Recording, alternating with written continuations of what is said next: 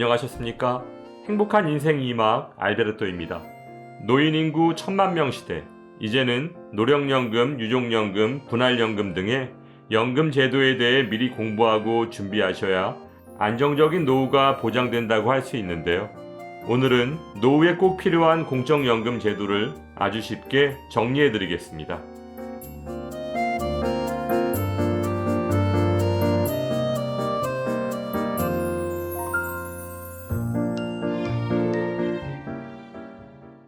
초고령 사회에 진입한 2024년 기준 국민연금 부부 합산 최고 연금액은 월 530만 원으로 나타났는데요.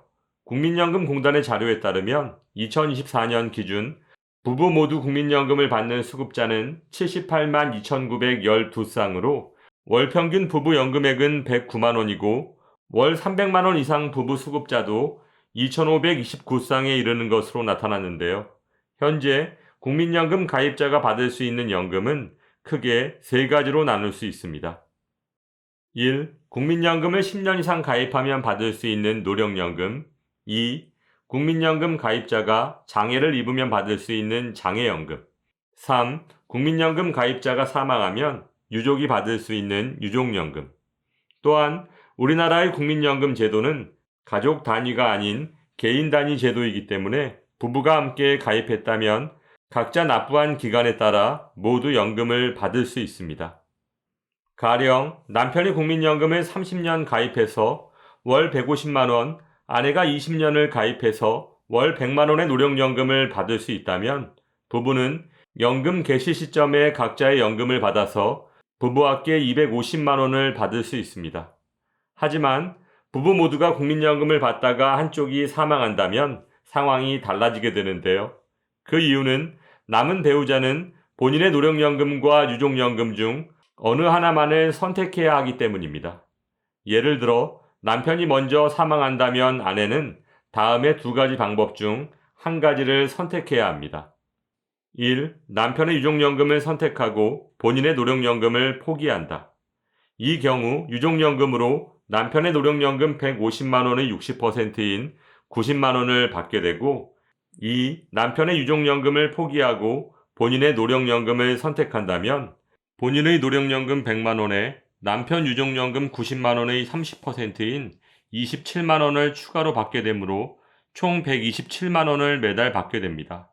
따라서 아내분께서는 남편의 유족연금을 포기하는 두 번째 방법을 선택하게 되겠죠. 물론 노령연금과 유족연금을 모두 받을 수 있으면 좋겠지만 국민연금공단의 입장은 국민연금은 사회보험으로서 가입자 본인 또는 유족의 소득 감소에 따른 생계를 보호하기 위한 것이라며 연금 종류는 달라도 소득 보장이라는 동일한 목적을 가지고 있으므로 더 많은 사람에게 혜택이 돌아갈 수 있도록 한 사람이 2개 이상의 연금을 받는 것을 제한하는 사회보장제도의 기본 원리에 따른 것이라고 설명하고 있습니다.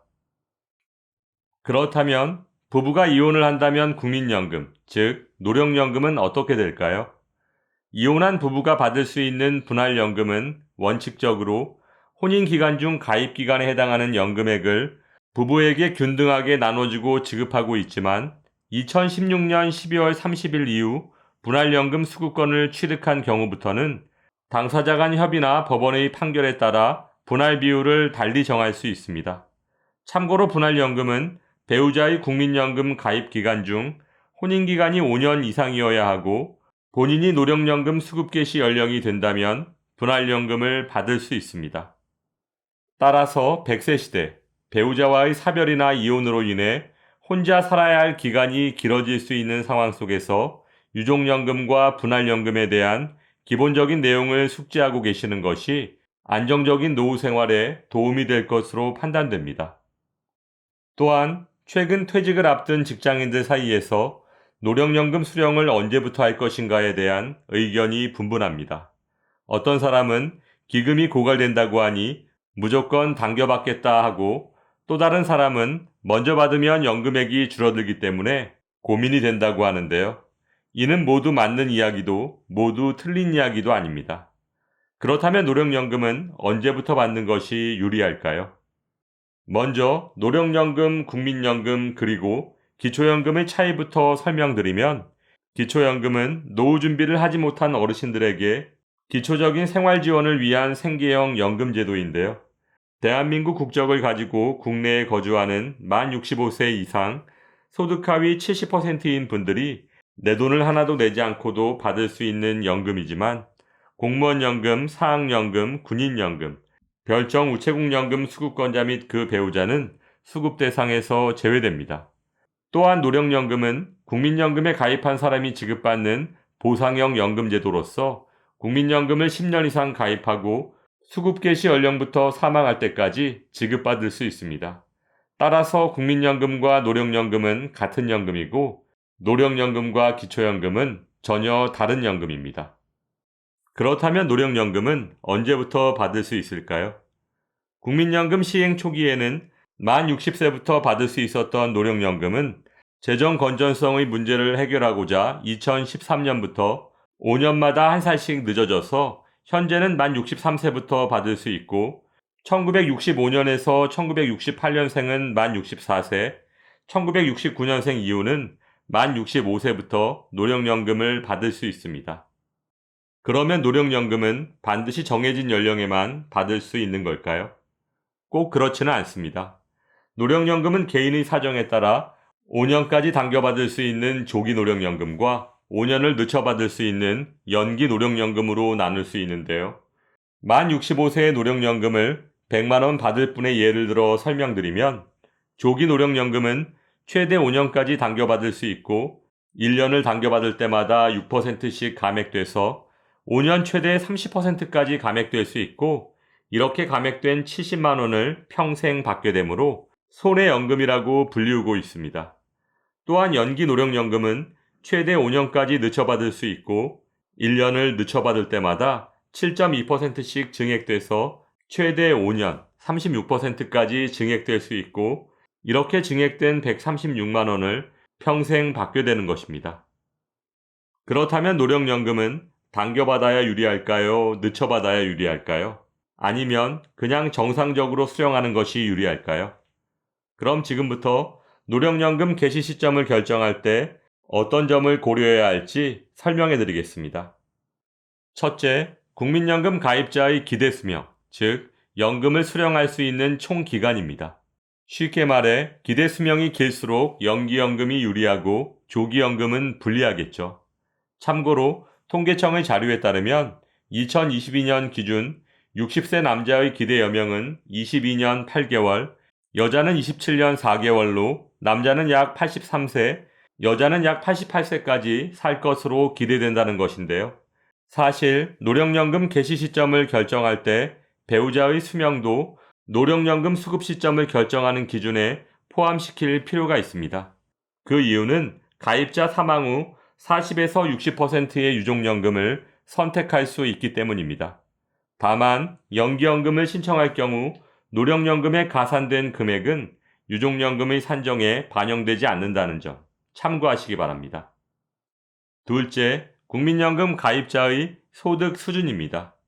국민연금에는 재직자 노령연금 감액제도라는 것이 있는데요. 노령연금을 받을 시점에 근로소득과 사업소득의 합계가 309만 원을 초과하면 노령연금 개시 시점부터 최대 5년간 노령연금의 50%까지 감액될 수 있습니다. 따라서 노령연금 개시 시점의 소득이 309만 원을 초과한다면 연기연금을 통해 감액을 피한 후 5년 후부터 36% 증액된 노령연금을 평생 받는 것이 훨씬 유리하다고 할 수 있습니다.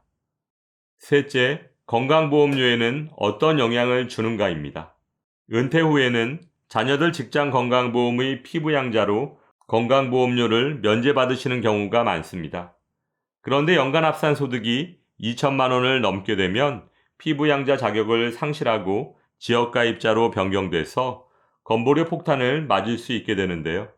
특히 노령연금을 포함한 공적연금은 기본공제 없이 100% 합산소득에 반영되므로 피부양자에 가장 불리하다고 할 수 있습니다.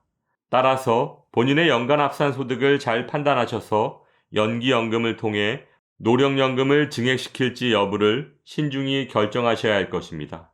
참고로 공적연금을 제외한 사적연금, 기초연금, 주택연금 등은 피부양자의 합산소득에 포함되지 않는다는 점 참고하시기 바랍니다. 오늘은 유족연금과 분할연금, 그리고 노령연금 수급 시점을 결정할 때 고려해야 할 내용을 정리해드렸는데요.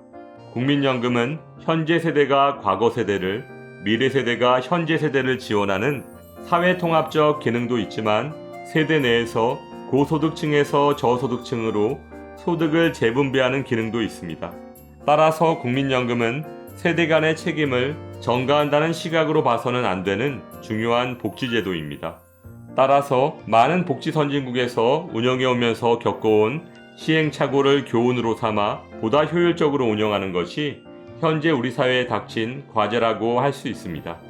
현재 진행 중인 공적연금 개혁이 정치적 유불리를 떠나 어르신들의 노후에 도움이 될 수 있는 방향으로 추진될 수 있기를 바라며 오늘도 알베르토가 어르신들의 행복한 인생 2막을 응원하겠습니다. 행복한 하루 되세요. 좋아요, 구독, 그리고 알림과 공유는 좋은 콘텐츠를 만드는 힘이 됩니다.